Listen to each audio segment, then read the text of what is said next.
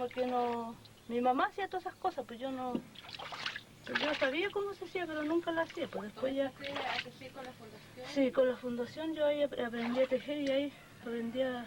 Bueno, ahí tuve que hacer todas esas cosas de lavar la lana, de empezar del lavado hasta después trabajar hasta hacer una prenda.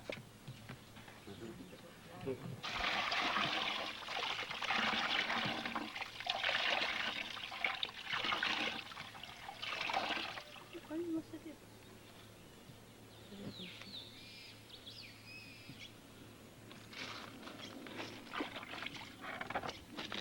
¿Qué siente cuando tiene que tejer, cuando el tener que hilar le gusta, está buscando cosas nuevas? ¿Qué siente con el trabajo? Sí, me gusta a mí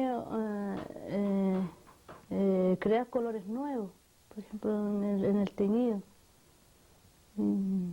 Siempre estoy tratando de teñir con diferentes plantas que yo pienso que pueden, porque todas las cosas tiñen, todos los vegetales tiñen, las flores, las frutas, hasta con fruta teñido, con durazno de esos morados que son como beterragas.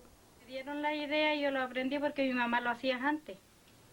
Mi mamá hacía una manta grande con mi papi que anda él todavía ahí. Le tenía una manta con puro barba de estos guayes, pero de estos colores. Pero no le salía nunca la tinta. La manta así mismo se terminó y el color estaba igual. Y entonces a mí me gustaba porque ella me decía que era con barba guayes.